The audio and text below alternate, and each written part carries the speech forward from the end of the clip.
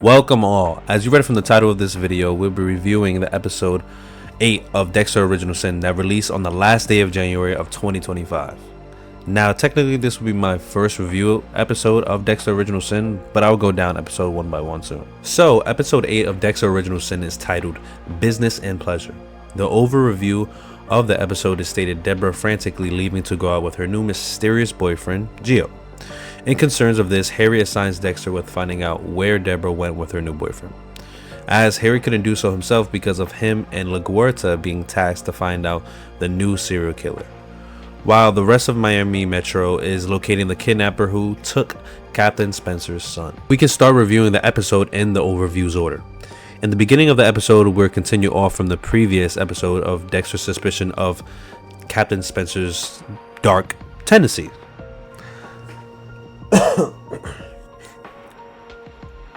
As Dexter discovered the box from Spencer's son's finger had DNA on the box that matched the DNA of Spencer.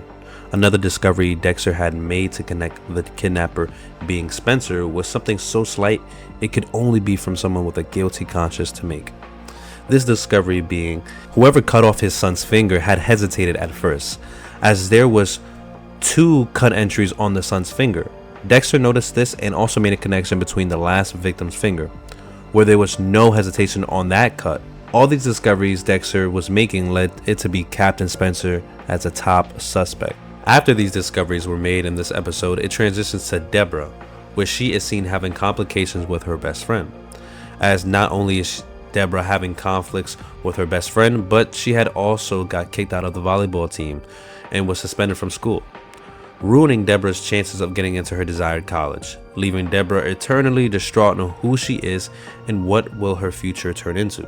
So, in an internal confliction with herself, Deborah takes this opportunity to go out with her boyfriend Gio, where she tags along with him on his trip to work, as I quote. Harry, unable to pursue his daughter because of work and just being a terrible neglectful father, he tasks Dexter with figuring out Deborah's whereabouts instead.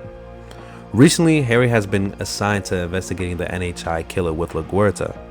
The show transitions to Harry going to pick up LaGuerta at her place, where we get to see LaGuerta leaving with a man, who she sends off with a farewell kiss. LaGuerta revealed the man's name being Miguel Prado. Yes, we get an appearance of Miguel Prado. This appearance just only being a callback to the relationship LaGuerta and Miguel had from the original show. It's more than enough. More than enough an appearance of characters that we've already seen. It's enough for us. Speaking of callbacks, during the investigation of Harry and LaGuerta, we're undergoing an investigation from the files of Dr. Petra. One of her clients had a familiar name to us audience and Harry, Brian Moser. Harry had made his discovery that the NHI killer is Brian Moser and that he fully remembered the affair Harry and Laura had with each other. Now, a connection us audience can concur is that Dr. Petra's files, there is a picture of Brian Moser, who we have seen before in Dexter Original Sin episode 2, where many fans already speculated or conducted their own theory the person asking Dexter if the seat was taken was Brian himself. Honestly, it's honestly an amazing job that the writers resurfaces these characters, an amazing job to us fans conducting this theory. Well, not me. I wouldn't make this conclusion. Honestly, I wouldn't have theorized this at all. But to the fans that did conducted this theory from only episode 2 with nothing else, nothing more, that it was Brian. It's amazing. Personally, having Brian resurface as a character inconspicuous to Dexter's knowledge is, it's chilling. And if he actually is the NHI killer, it is even better, because just like Dexter formed his own way of killing with his dark passenger, so is Brian. As Dexter mentioned, between the second or third murder of the NHI killer, they're trying to find out their own rhythm to killing and has a passion.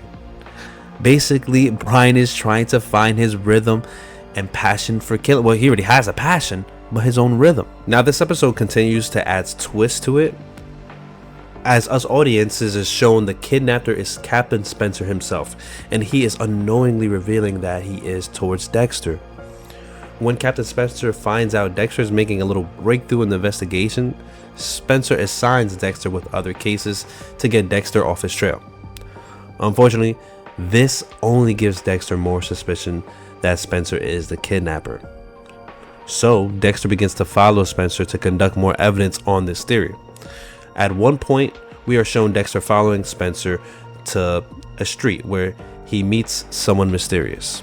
Spencer hands this mysterious person a bag, and unfortunately Dexter couldn't find out what's inside this bag because Harry is cutting him off to remind him to find Deborah instead of pursuing this suspicion of Spencer, which is fine. This later gets revealed to us during the rescue operation. Miami Metro Police Department was informed that a certain cartel had Spencer's son. With this information, they conducted a rescue operation on the cartel's location. Once numerous officers and SWAT arrived, they investigated the house and cartel members inside. In this operation, Spencer was also involved, and he didn't play too nice with the cartel, as Captain Spencer's behavior began to be forceful with the cartel members, and in frustration, they took that opportunity to start a shootout with the cops inside the house. During the shootout, Bobby was caught in crossfire, and at the end, the officers had immediately had to escort Bobby to safety as his situation was severe. Once everything had cleared, Dexter sees Spencer pull out the bag from earlier to reveal to the others that inside of it was his son's shirt. This meaning Captain Spencer himself had orchestrated this entire event, somehow informing the police that this cartel specifically had Spencer's son. Then Spencer having someone plant the shirt of his son in the cartel's house, making it seem like they did have his son, and Spencer purposely getting rough with the cartel to provoke them into having a shootout, leaving the police of Miami Metro to have no choice but to shoot to survive, leaving no cartel member alive. It's sinister. This is truly sinister of Captain Spencer. The only question is, why would he go to such lengths to take out these cartel members and frame them? From other fans and many speculations I've seen and crossed on the internet, we could only assume that Captain Spencer had been working with another cartel, and the cartel members he framed was his rivals. So Captain Spencer needed his rival cartel to be framed and taken out for his own profit, whatever cartel that he partakes in. These speculations that numerous fans have concluded from episode 7, a speculation that I fully support, that fits the scenario and reasoning behind these events, due to him, because honestly, what does he gain from snapping his own son's finger and kidnapping his own son? Until we get revealed by later episodes on Captain Spencer's true motive, we will have to wait and move forward until that time comes. But I have left out a flashback in this episode. This flashback being Hector spying on Laura and the boys in the park. As Hector has been a little suspicious of Laura's climb to the top of the drug game, he spies on Laura, and what he gets revealed to him is Harry and Laura meeting up while they're playing with Dexter. This leads to Hector figuring out Laura has a personal connection to a cop, concluding she's an informant. And I want to briefly mention how sad and even worse on Harry's part that he is the literal reason Laura gets figured out. He's the reason, another reason why we have Dexter situation, his shithole as it is. He's the reason why Laura got slaughtered. But anyways, by the end of the episode, we get a flashback to Laura and the boys being kidnapped and placed into the shipping container, where us audience knows way too well what's going to transpire.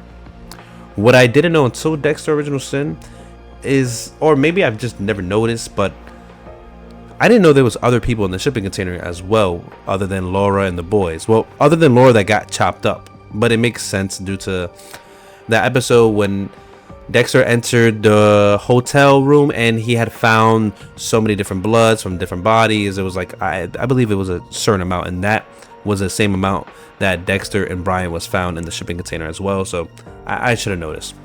But in this flashback, Hector and his people are seen chopping up others, and in fear for her kids, Laura covers and holds the boys tight. But we get to see one little slip up that Laura made. We're shown Laura trying to cover Brian's and Dexter's eyes to not witness the violence. Unfortunately, Laura couldn't cover Dexter's eyes. Dexter had to witness the entire event unfold. And the scene pans into Dexter's eyes widening open to the whole entire event. Maybe this is the show showing us the event on when the Dark Passenger was born. This is what triggered Dexter to have his desire, his lust for killing. But this is episode 8, Business and Pleasures.